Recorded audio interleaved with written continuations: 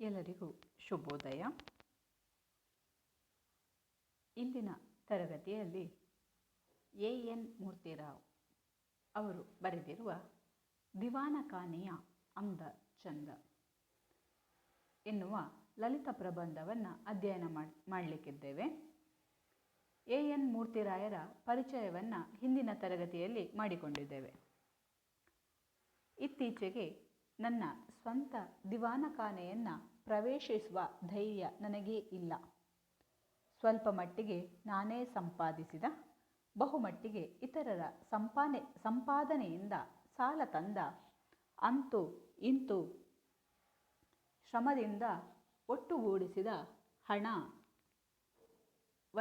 ಹುರುಳಿಯ ಕಾಳಿನಂತೆ ಚೆಲ್ಲಿ ಮಳೆಯೆನ್ನದೆ ಬಿಸಿಲೆನ್ನದೆ ನಿಂತು ಒಂದೊಂದು ಇಟ್ಟಿಗೆಯನ್ನು ಜೋಡಿಸುವಾಗಲೋ ಎಲ್ಲಿ ಕೆಟ್ಟು ಹೋಗುವುದೋ ಎಂದು ಆತಂಕಪಟ್ಟು ಆ ಮನೆಯಲ್ಲಿ ನನಗೆ ಸುಖವುಂಟೆಂಬ ಭ್ರಾಂತಿಯಿಂದ ಅದನ್ನು ಕಟ್ಟಿದ್ದಾಯಿತು. ಆ ದಿವಾನಖಾನೆಯಂತೂ ನನಗಾಗಿ, ನನ್ನೊಬ್ಬನಿಗಾಗಿ ಮಾತ್ರ ಕಟ್ಟಿದ್ದು. ಬೀದಿಯ ಮತ್ತು ಮನೆಯ ಗಲಭೆಯಿಂದ ದೂರವಾಗಿರಲೆಂದು ಮಹಡಿಯ ಮೇಲೆ ಕಟ್ಟಿದ ಕೊಠಡಿ. ಅದಕ್ಕಾಗಿ ನಾನು ವಹಿಸಿದ ಶ್ರಮವೆಷ್ಟು, ಸುರಿದ ಹಣವೆಷ್ಟು. ಅಂತರಿಕ್ಷದಲ್ಲಿ ಯಾವ ದಿಕ್ಕಿನಿಂದ ಗಾಳಿ ಬೀಸಿದರೂ ಅದು ನನ್ನ ಕೊಠಡಿಯನ್ನು ತಂಪು ಮಾಡದಿರುವುದಿಲ್ಲ.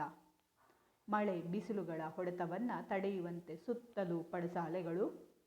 ಕೊಠಡಿಯಲ್ಲಿ ಕುಳಿತು ಪೂರ್ವಕ್ಕೂ ಉತ್ತರಕ್ಕೂ ತಿರುಗಿ ನೋಡಿದರೆ ಒಂದು ಕಡೆ ಚಾಮುಂಡಿಯ ಬೆಟ್ಟ, ನಡುವೆ ದೂರದಲ್ಲಿ ಕರಿಘಟ್ಟ ಶ್ರೇಣಿ, ಇನ್ನೊಂದು ಕಡೆ ಬೆಚ್ಚನೆಯ ಬಿಸಿಲಿನಲ್ಲಿ ಮೆಲುಕು ಹಾಕುವ ಬಸವನಂತೆ ತನಗೆ ಸಹಜವಾದ ಕ್ರೌರ್ಯವನ್ನು ಮರೆತು ಶಾಂತ ಮುದ್ರೆಯಿಂದ ನಿದ್ರಿಸುವ ಸಿಂಹದಂತೆ ಹೀರೋಡೆಯ ಬೆಟ್ಟಗಳು. ಅಲ್ಲಿಂದ ಎಡಕ್ಕೆ ತಿರುಗಿದರೆ ನಸು ನೀಲಿಯ ಬಣ್ಣದಿಂದ ಕಂಗೊಳಿಸುವ ನನ್ನ ಕುಲದೈವದ ವಾಸದಿಂದ ಪವಿತ್ರವಾದ ಯದುಗಿರಿ. ನನಗೂ ಈ ಬೆಟ್ಟಗಳಿಗೂ ನಡುವೆ ಹಸಿರು ಹೊಲಗಳ, ತೆಂಗಿನ ತೋಟಗಳು, ನಾನಾ ವಿಧವಾದ ಗಿಡಮರಗಳು, ವಿಶಾಲವಾದ ಕಣಿವೆ, ಇದೆಲ್ಲವನ್ನ ಕೊಠಡಿಯೊಳಗಿನಿಂದಲೇ ನೋಡುವಂತೆ ಬಿಸಿಲು ಮಚ್ಚು ಮಾಡಿಸಿ ಆ ಕಡೆಗೆ ದೊಡ್ಡ ಬಾಗಿಲನ್ನಿಟ್ಟಿದ್ದೇನೆ. ನನ್ನ ಭಾಗಕ್ಕೆ ಮನೆಯೆಂದರೆ ಇದೊಂದು ಕೊಠಡಿ ಮಾತ್ರ. ಅಡುಗೆ ಮನೆ, ಊಟದ ಮನೆ ಮೊದಲಾದವು ಇರಬೇಕೇನೋ, ಇದ್ದುಕೊಳ್ಳಲಿ. ನನ್ನ ಜೀವನ ಬಹುಮಟ್ಟಿಗೆ ಇದೊಂದು ಕೊಠಡಿಯಲ್ಲೇ ಸಾಗುತ್ತದೆ. ಎ.ಎನ್.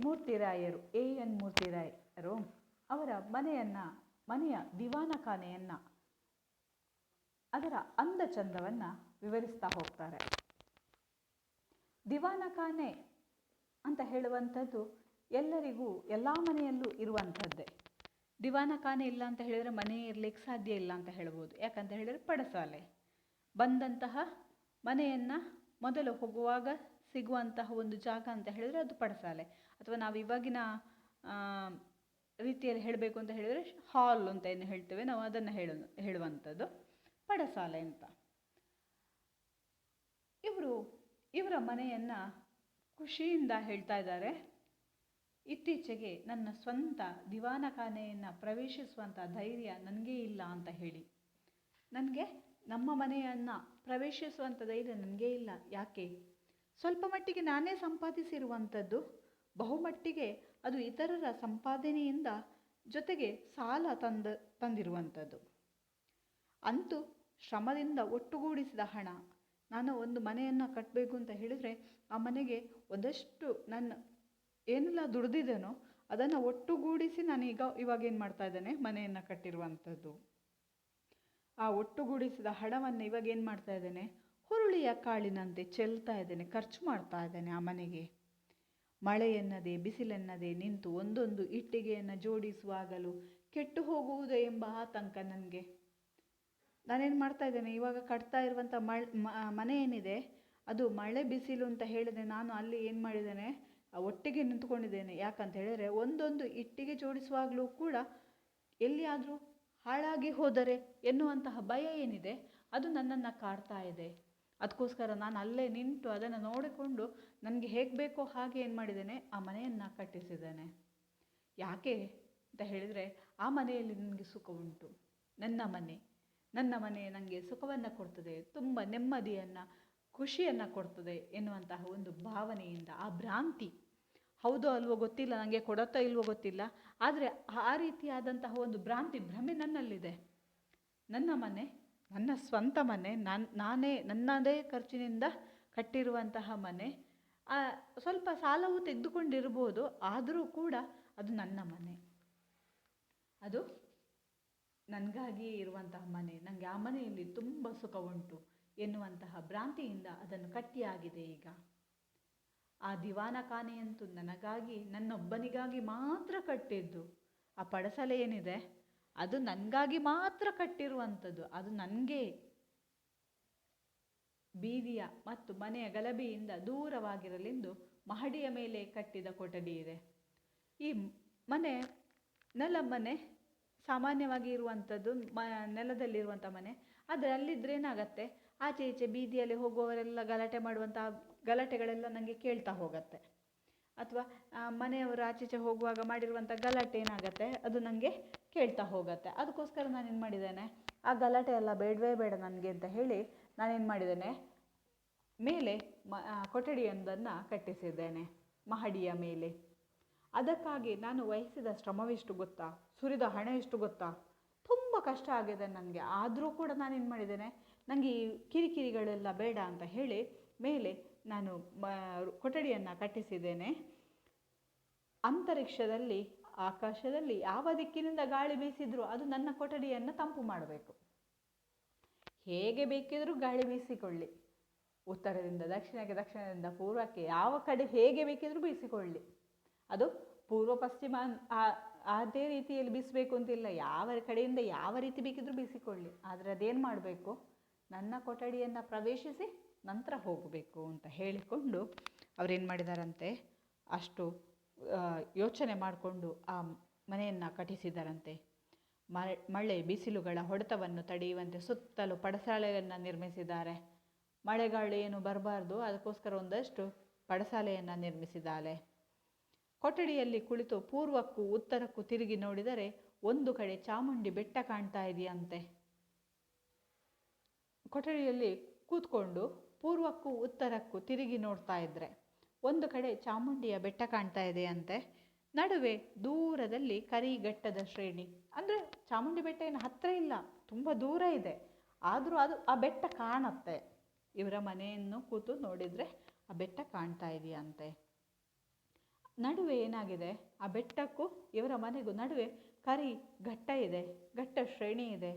ಇನ್ನೊಂದು ಕಡೆ ಬೆಚ್ಚನೆಯ ಬಿಸಿಲಿನಲ್ಲಿ ಮೆಲುಕು ಹಾಕುವ ಬಸವನಂತೆ ತನಗೆ ಸಹಜವಾದ ಕ್ರೌರ್ಯವನ್ನು ಮರೆತು ಶಾಂತ ಮುದ್ರೆಯಿಂದ ನಿದ್ರಿಸುವ ಸಿಂಹದಂತೆ ಹೀರೋಡೆಯ ಬೆಟ್ಟಗಳಂತೆ. ಇನ್ನೊಂದು ಕಡೆ ನೋಡಿದರೆ ಹೀರೋಡೆಯ ಬೆಟ್ಟಗಳು ಕಾಣ್ತಾ ಇವೆಯಂತೆ. ಅವುಗಳು ಸಹಜ ಕ್ರೌರ್ಯವನ್ನು ಮರೆತು ಶಾಂತವಾಗಿದೆ ಅಂತ ಹೇಳಿದ್ದಾರೆ. ಅಲ್ಲಿಂದ ಎಡಕ್ಕೆ ತಿರುಗಿದರೆ ನಸು ನೀಲಿಯ ಬಣ್ಣದಿಂದ ಕಂಗೊಳಿಸುವಂಥ ನನ್ನ ಕುಲದೈವದ ವಾಸದಿಂದ ಪವಿತ್ರವಾಗಿರುವಂತಹ ಯದುಗಿರಿ ಎನ್ನುವಂತಹ ಬೆಟ್ಟ ಇದೆಯಂತೆ. ಇವರ ಕುಲದೈವ, ಆ ಕುಲದೈವ ನೆಲೆಸಿರುವಂತಹ ಜಾಗ ಅಂತ ಹೇಳಿದರೆ ಯದುಗಿರಿ ಅಂತೆ. ನನಗೂ ಈ ಬೆಟ್ಟಗಳಿಗೂ ನಡುವೆ ಹಸಿರು ಹೊಲಗಳ, ತೆಂಗಿನ ತೋಟಗಳು, ನಾನಾ ವಿಧವಾದ ಗಿಡ ಮರಗಳ ವಿಶಾಲವಾದ ಕಣಿವೆ, ಇದೆಲ್ಲವನ್ನ ಕೊಠಡಿಯೊಳಗಿನಿಂದಲೇ ನೋಡುವಂತೆ ಬಿಸಿಲು ಮಚ್ಚು ಮಾಡಿಸಿ ಆ ಕಡೆ ದೊಡ್ಡದಾಗಿ ಬಾಗಿಲನ್ನಿಟ್ಟಿದ್ದೇನೆ. ಬೆಟ್ಟಗಳಿಗೂ ಈ ಇವರ ಮನೆಗೂ ನಡುವೆ ಹಸಿರಾಗಿರುವಂತಹ ಹೊಲ, ತೋಟ, ಅಂದರೆ ಎತ್ತರ ಪ್ರದೇಶದಲ್ಲಿದೆ. ಎತ್ತರ ಪ್ರದೇಶದಿಂದ ನೋಡಿದರೆ ಕೆಳಗೆ ಹಸಿರಾಗಿರುವಂಥದ್ದು ಕಾಣ್ತಾ ಇದೆ. ತೆಂಗಿನ ತೋಟಗಳಿವೆ, ಹೊಲಗಳಿವೆ, ನಾನಾ ವಿಧವಾದಂತಹ ಗಿಡ ಮರಗಳು ಕಾಣ್ತಾ ಇದೆ. ವಿಶಾಲವಾದ ಕಣಿವೆ ಕೂಡ ಕಾಣ್ತಾ ಇದೆಯಂತೆ. ಇದೆಲ್ಲವನ್ನ ಅವರು ನೋಡುವ ಹಾಗೆ ದೊಡ್ಡದಾಗಿ ಬಾಗಿಲನ್ನು ಇಟ್ಟಿದ್ದಾರಂತೆ. ನನ್ನ ಭಾಗಕ್ಕೆ ಮನೆ ಅಂತ ಹೇಳಿದರೆ ಇವರಿಗೆ ಇದು ಒಂದು ಕೊಠಡಿ ಮಾತ್ರ.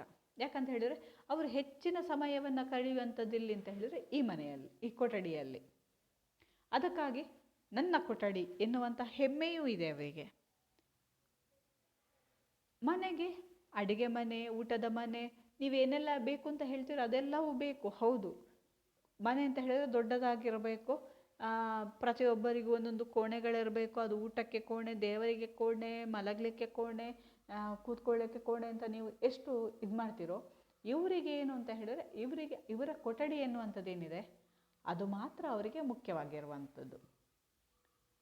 ಆಯಿತು ಸರಿ, ನಿಮ್ಗೆ ಯಾವುದೆಲ್ಲ ಬೇಕು ಅದು ಇದ್ದುಕೊಳ್ಳಿ ಬಿಡಿ, ಮನೆ ಅಂತ ಹೇಳಿದರೆ ಇರಬೇಕು ಅಂತ ಹೇಳಿದ್ದೀರಿ, ಆಯಿತು ಸರಿ ಇದ್ದುಕೊಳ್ಳಿ. ನನ್ನ ಜೀವನ ಬಹುಮಟ್ಟಿಗೆ ಈ ಕೊಠಡಿಯಲ್ಲಿ ಮಾತ್ರವೇ ಸಾಗ್ತಾ ಇದೆ.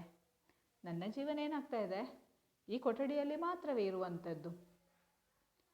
ಹೀಗೆ ನನ್ನ ಮನಸ್ಸನ್ನು ತುಂಬಿ ಹೃದಯವನ್ನು ಆಕ್ರಮಿಸಿರುವ ಕೊಠಡಿಗೆ ಈಗ ಪ್ರವೇಶವಿಲ್ಲ.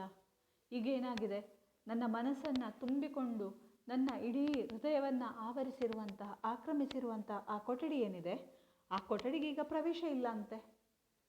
ಯಾಕೆ? ಬಾಗಿಲಿನಲ್ಲಿ ದವಾಲಿ ಧರಿಸಿದ ಚಪ್ರಾಸಿಯೊಬ್ಬ ನಿಂತು ನನ್ನನ್ನು ತಡೆಯುತ್ತಾನೆಂದಲ್ಲ. ಬಾಗಿಲಿನಲ್ಲಿ ಯಾರೋ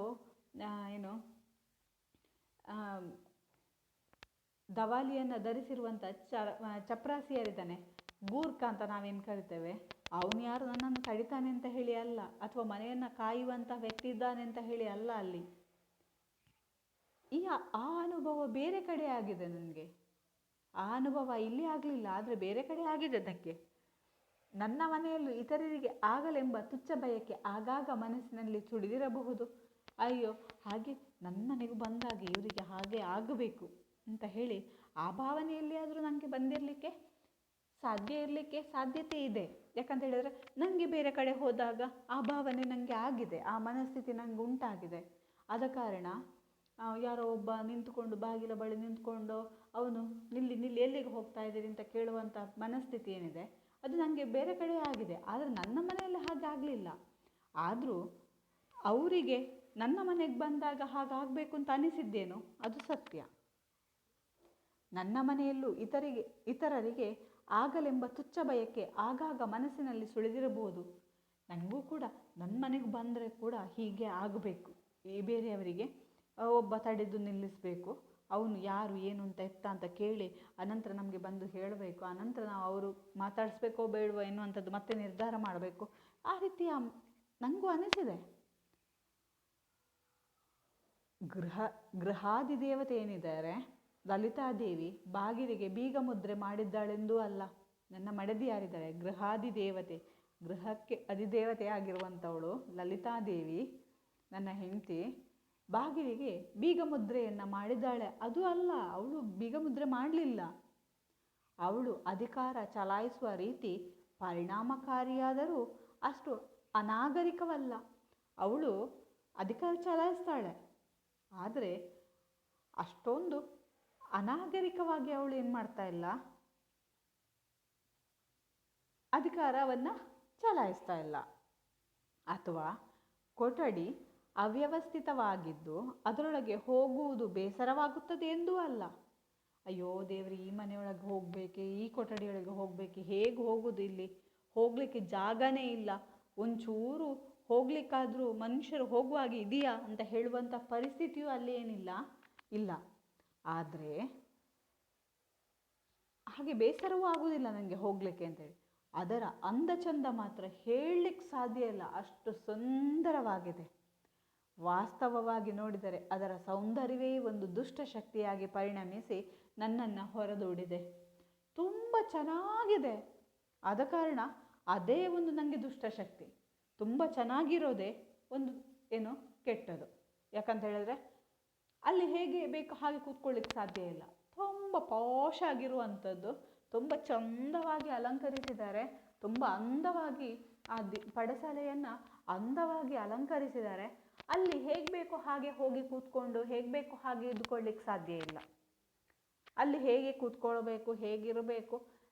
ಸಾಮಾನ್ಯವಾಗಿ ಶ್ರೀಮಂತರ ಮನೆಗಳಿಗೆ ಹೋದಾಗ, ಬಡವರು ಹೋದಾಗ ಅವರಿಗೆ ಹೇಗೆ ಯಾವುದನ್ನು ಹೇಗೆ ಮಾಡಬೇಕು ಎನ್ನುವಂಥದ್ದು ಗೊತ್ತಿರೋದಿಲ್ಲ. ಎಲ್ಲಿ ಕೂತ್ಕೊಳ್ಬೇಕು, ಎಲ್ಲಿ ಕೂತ್ಕೊಳ್ಬಾರ್ದು, ಎಲ್ಲಿ ನಿಲ್ಲಬೇಕು, ಎಲ್ಲಿ ನಿಲ್ಲಬಾರ್ದು. ಅಥವಾ ಕೆಲವೊಮ್ಮೆ ನಮಗೆ ಮಾಲ್ಗಳಿಗೆ ಹೋದಾಗ ಆ ಅನುಭವ ಉಂಟಾಗತ್ತೆ. ಸಾಮಾನ್ಯ ನಾವು ಹಳ್ಳಿಯಿಂದ ಬಂದವರಾಗಿದ್ದರೆ ನಾವು ಮನೆಯೊಳಗೆ ಬರಬೇಕು ಅಂತ ಹೇಳಿದರೆ ನಾವು ಚಪ್ಪಲಿಯನ್ನು ಹೊರಗೆ ಬಿಟ್ಟು ಬರ್ತೇವೆ.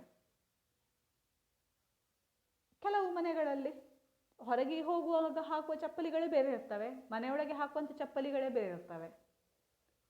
ಕೆಲವು ಮನೆಗಳಲ್ಲಿ ಚಪ್ಪಲಿಗಳನ್ನು ಒಳಗಂತೂ ತಗೊಂಡು ಹೋಗಲಿಕ್ಕೇ ಇಲ್ಲ, ಮನೆಯ ಹೊರಗೆ ಮಾತ್ರ ಚಪ್ಪಲಿ ಹಾಕುವಂಥದ್ದು. ಇನ್ನು ಕಾರ್ಪೆಟ್ಗಳನ್ನು ಚಂದ ಮಾಡಿ ಹಾಸಿರ್ತಾರೆ. ಆ ಕಾರ್ಪೆಟ್ಗಳಲ್ಲೇ ನಡೆಯುವಂಥದ್ದು. ಪಾಪದವರಿಗೆ ಅದರ ಮೇಲೆ ನಡಿಲಿಕ್ಕೆ ಬೇಜಾರಾಗತ್ತೆ. ಎಷ್ಟು ಚಂದದ ಇದಿದೆ. ಅದು ಮಲಗಲಿಕ್ಕೆ ಹಾಕುವಂಥ ಕಾರ್ಪೆಟ್ಗಳು ಚಂದ ಇದೆ. ಅದು ಮಲಗಲಿಕ್ಕಾದರೂ ಹಾಕ್ಬೋದಿತ್ತು. ನಮ್ಮ ಮನೇಲಿ ಅಷ್ಟು ಸೌಲಭ್ಯ ಇಲ್ಲ. ಆದ ಕಾರಣ ಅವುಗಳನ್ನು ಹೇಗೆ ಉಪಯೋಗಿಸಬೇಕು ಗೊತ್ತಿಲ್ಲ. ಈ ಕಾರಣದಿಂದ ಅವರಿಗೆ ಏನಾಗ್ತಾ ಇದೆ, ಒಳಗೆ ಹೋಗಬೇಕೋ ಬೇಡವೋ, ಹೇಗೆ ಮಾಡಬೇಕು ಎನ್ನುವಂಥದ್ದೇ ಇದೇ ಒಂದು ಅದರ ಸೌಂದರ್ಯ ಏನಿದೆ ಅದೇ ಒಂದು ದುಷ್ಟ ಶಕ್ತಿಯಾಗಿ ಅವರನ್ನು ಹೊರಗೆ ದೂಡ್ತಾ ಇದೆಯಂತೆ. ಮುಂದಿನ ತರಗತಿಯಲ್ಲಿ ನೋಡುವ. ಧನ್ಯವಾದಗಳು.